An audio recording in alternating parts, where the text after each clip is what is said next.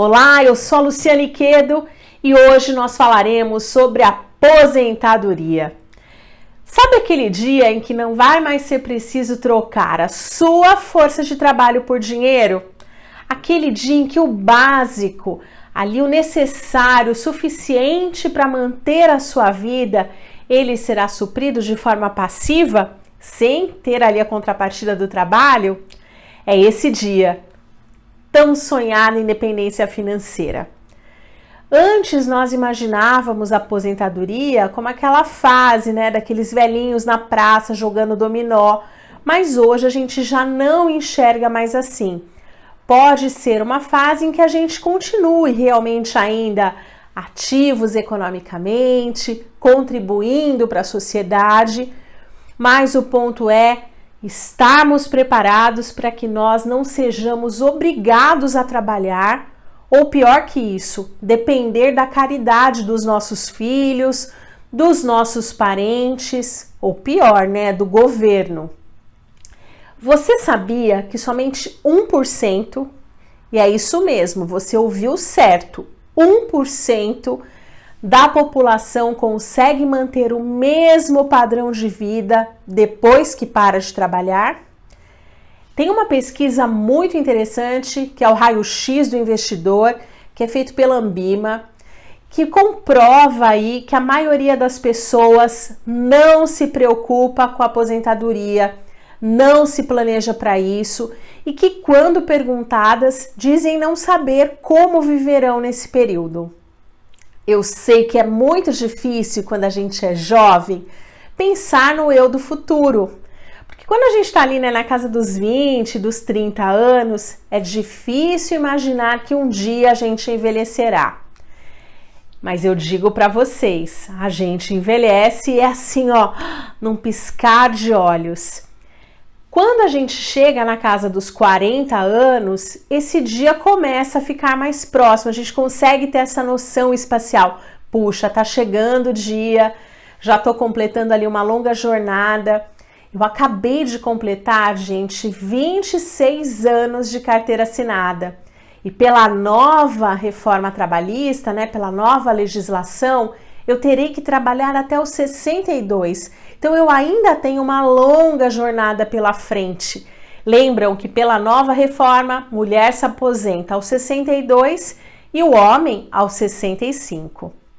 Então a jornada ficou mais longa e é por isso que é importante, ao invés de contarmos somente ali com o INSS, que é algo sim muito relevante, é um seguro de vida que a gente tem, que nos ajuda aí nos momentos em que a gente não consegue trabalhar, seja por uma doença, seja por um motivo aí de gravidez das meninas, que nos ajuda para a aposentadoria, nos ajuda na transmissão da renda para o nosso companheiro ou companheira em caso de falecimento e para os filhos menores ou dependentes, mas é importante a gente não contar só com ele.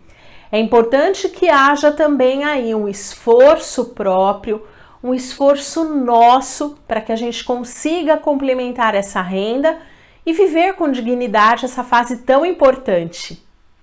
Mas como que eu me organizo para isso?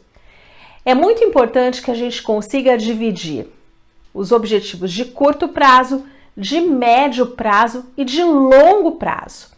E a aposentadoria vai se enquadrar nos objetivos de longo prazo. Então é muito importante que os nossos investimentos para essa finalidade estejam de acordo com esse objetivo. Eu também preciso me lembrar que quanto antes eu começar, menor terá que ser o esforço ao longo do tempo. Então, quando eu contribuo por um período maior, começo cedo, e aí quem está me ouvindo, você aí que tem 20, 30 anos, comece agora, porque você vai ter um período maior para formar a reserva que será usada lá no futuro. Pensa aqui comigo, você que tem 30 anos, tem ali 32 ou 35 anos para formar uma reserva que será usada lá por 25 ou 30 anos no futuro. Já se você demora para começar, será menos tempo para constituir a reserva, que será usada por um período maior. E aí não tem jeito, é matemática e o que vai sobrar para você no final vai ser uma quantia menor. Então, entender que esse é um objetivo de longo prazo, que é preciso fazer um esforço maior e que também é preciso garantir que esse dinheiro tenha uma boa rentabilidade é algo muito importante. E eu tenho que olhar para que ele cresça acima da inflação, que é o crescimento real. O que é o crescimento real? É quando eu pego aquela taxa nominal que está sendo ofertada ou por um produto ou num plano de previdência, por exemplo, e desconto a inflação. Então eu tenho certeza que haverá manutenção do poder de compra desse dinheiro, que aquilo que eu compro hoje com R$100, eu continuarei comprando com R$100 lá na frente. Então são medidas importantes para a gente começar.